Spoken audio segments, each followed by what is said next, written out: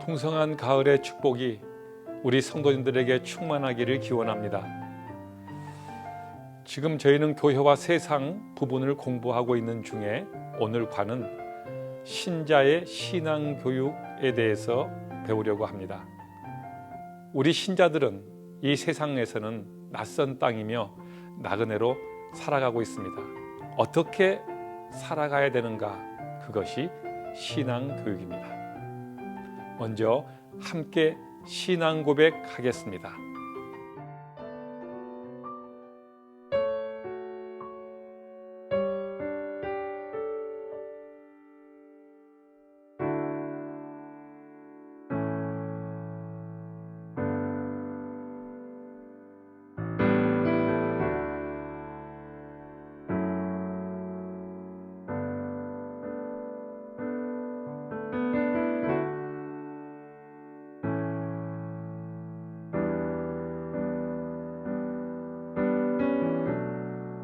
찬송가 563장을 함께 부르겠습니다.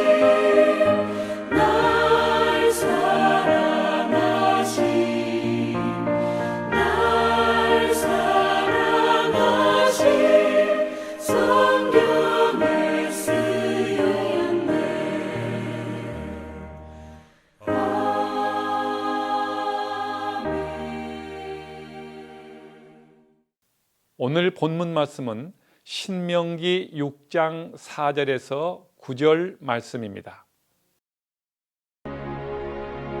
이스라엘아 들으라.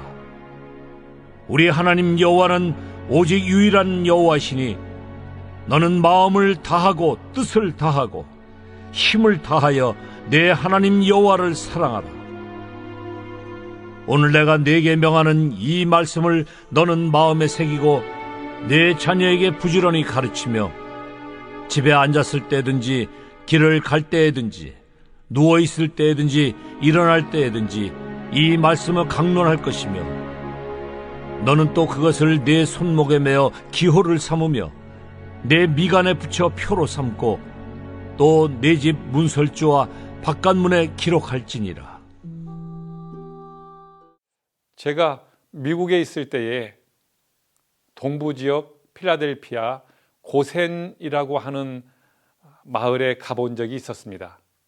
거기에 갔더니 유대인들이 수천 년 전에 그 전통과 복장을 가지고 그대로 전통을 유지하며 또 자녀들을 신명기에 나와 있는 말씀을 가지고 교육하는 것을 보고 깜짝 놀라고 또 도전을 받은 적이 있었습니다. 켈빈은 제네바에 세운 개혁교회를 위해서 1541년 교회 법령을 만들 때에 교육의 중요성을 매우 강조하였습니다. 그는 지속적으로 기독교 교육을 위해서 노력했고 마침내 1559년에 이르러서 제네바 아카데미를 개교하였습니다. 어린이들의 교리문답을 시행하도록 법을 제정했고 자녀들의 부모가 신앙교육에 도움을 줄 수 있도록 신앙의 후견인을 두도록 법령을 정비합니다. 또 신앙 고백을 확인하기 전에는 성찬에 참여할 수 없도록 하였습니다. 이런 노력으로 스코틀랜드의 존 낙스가 1550년에 제네바를 방문했을 때에 제네바의 신앙적인 모습, 세상의 나라이지만 그리스도인들이 세상 속에서 얼마나 그리스도인답게 살아가는지를 보고 사도시대 이후에 가장 성경적인 도시라는 칭송을 아끼지 않을 정도였습니다. 세상 속에 나그네로서 어떻게 살아가야 되는지에 대한 교육, 그것이 바로 신앙교육입니다.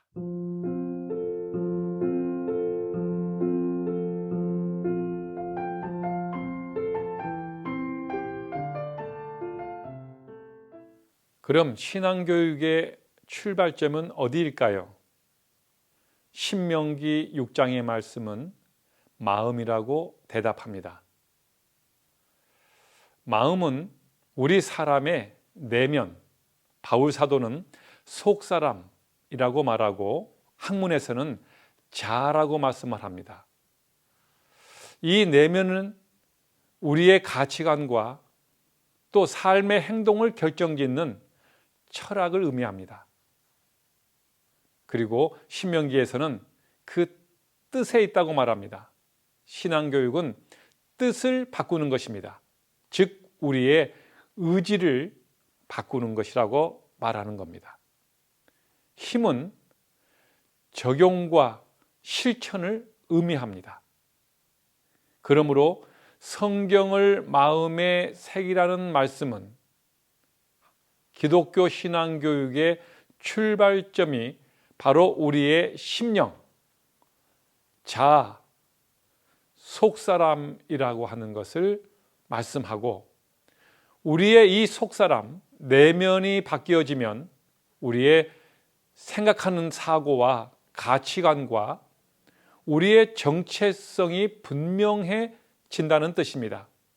그러면 우리가 이 혼돈스러운 세상을 살아갈 때에 우리의 정체성이 분명해지면 우리의 내면에서 우러나오는 가치관, 생각, 뜻, 의지가 즉 지정의가 하나님의 말씀 안에서 통치를 받고 움직여진다면 이 세상 속에서 바른 그리스도인으로 살아낼 수 있기 때문에 바로 우리 신앙교육의 원점은 바로 마음, 내면으로부터 출발하는 것입니다.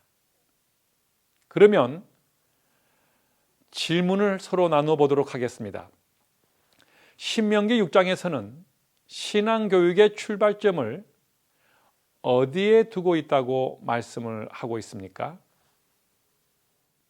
마음과 뜻이라고 말씀을 하고 있습니다. 즉, 전인격, 전인적이라고 말씀을 할 수 있는 우리의 속사람을 말할 때에 지, 정, 의, 바로 이 총체적인 부분을 마음과 뜻이라고 말하고 있습니다.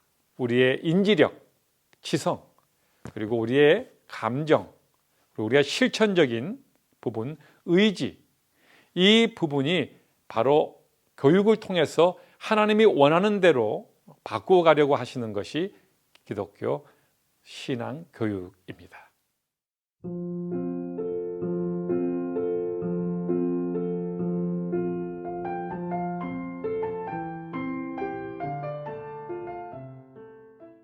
기독교 신앙 교육의 범위는 다음 세대 교육입니다.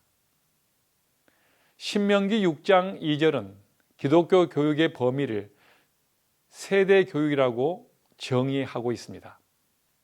구체적으로는 자신의 지금 시대, 당대로부터 자녀, 그리고 손주에 이르기까지 그 범위를 계속 확장하고 있습니다. 단순히 2대, 3대가 아니라 이 신앙교육은 계속 주님 오실 때까지 이어지고 계승된다고 하는 강조점입니다. 오늘 우리 시대의 신앙교육의 모습을 보면 신앙이 자녀 시대에 귀중한 자산으로 전수되지 못하고 내 시대에 끝나는 경우가 자주 있습니다. 이제 우리는 이런 신앙교육의 다음 세대의 전수를 위해서 가정에서 무엇보다도 신앙교육이 활발하게 이루어져야 합니다. 교회에서 잠깐 동안의 신앙교육도 매우 영향력이 있지만, 그러나 세상에 돌아가서 세상에서 일주일 동안의 생활에 비하면 이 신앙교육의 부분은 너무 적고 축소되어 있습니다.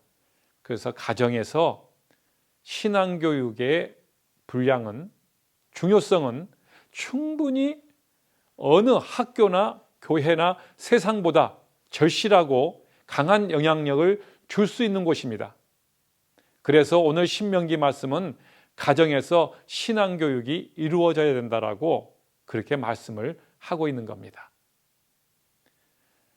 물론 교회는 신앙교육이 가장 잘 전문적으로 이루어질 수 있도록 돕고 있습니다. 그러나 가장 원천적인 곳에서는 가정이었고, 함께 가정과 교회가 협력해서 우리 다음 세대들의 신앙교육을 계승시켜야 된다는 뜻입니다. 성경이 지금처럼 문서로서 66권이 다 완성되기 전에는 외워서 하나님의 말씀을 선대들로부터 들려준 말씀을 암송하고 외워서 그 말씀을 또 다음 세대들에게 전승해 주는 것이 가장 귀중한 신앙인들의 사명들이었을 때가 있었습니다. 그만큼 우리의 목적은 세상 속에 살아가는 우리의 다음 세대들이 하나님의 뜻대로 하나님의 목적을 이루어가면서 행복하게 살게 하기 위해서 하나님의 말씀을 전해주는 것이 우리의 가정에서와 교회의 본분입니다. 그러면 질문하겠습니다. 신명기 6장에서는 신앙교육의 범위를 어디까지라고 말씀하고 있습니까? 여러분들이 한번 나눠보시기 바랍니다. 6장 2절에 보시면 자녀와 손자라고 표현하고 있습니다. 물론 2대까지, 3대까지만이라고 하는 규정이 아닙니다. 계속 자녀와 손자, 자녀와 손자가 계속해서 다음 세대들이 지속적으로 이 하나님의 말씀의 교육이 계승되어야 한다는 범위를 무한히 두고 있다는 뜻입니다. 이것이 바로 저와 여러분의 부모 세대에서 가져야 되는 신앙교육의 교사로서의 사명입니다.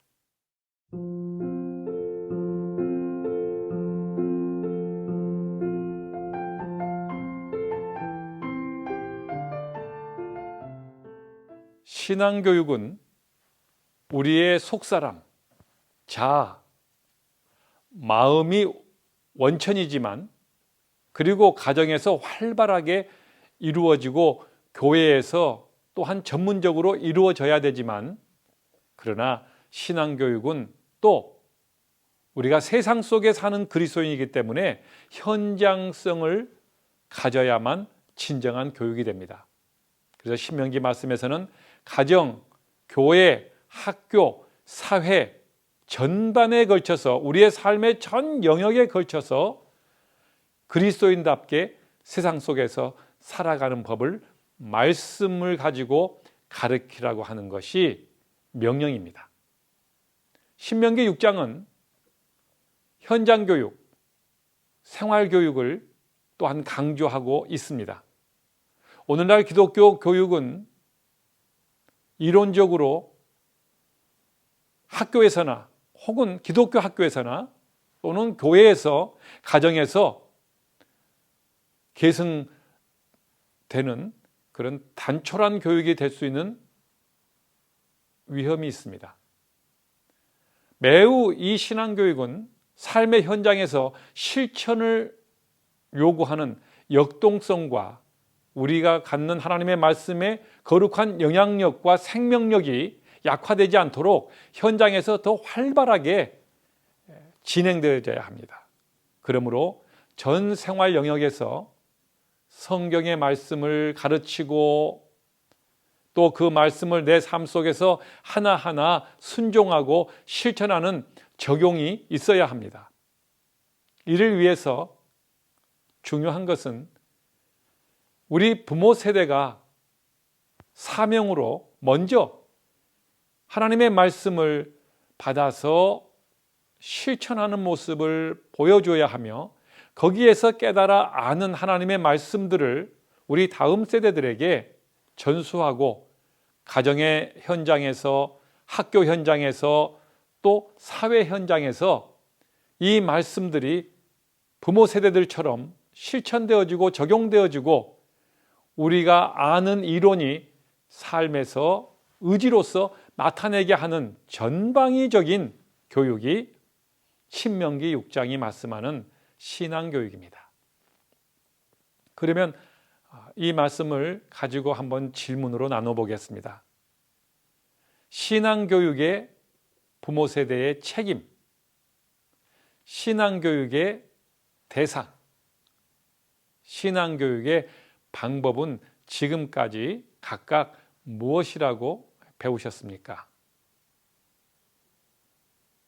이 대답은 신명기 6장 6절에서 7절 말씀에 나와 있습니다. 부모는 신앙교육의 당연한 가정에서의 책임성이 있습니다. 다음 세대 전체 생활 속에서, 즉 집에서, 길에서, 누워있을 때, 일어났을 때, 이것은 우리의 삶의 전체 생활 영역을 말하고 있는 겁니다. 거기에서 늘 우리 부모님들은 교사가 되어서 하나님의 말씀이 적절하게, 그 삶의 형편에 맞도록 적절하게 가르쳐야 된다는 것이 신앙교육이라고 하는 하나님의 우리에게 주신 사명이라는 것을 다시 한번 깨달으시기를 바랍니다.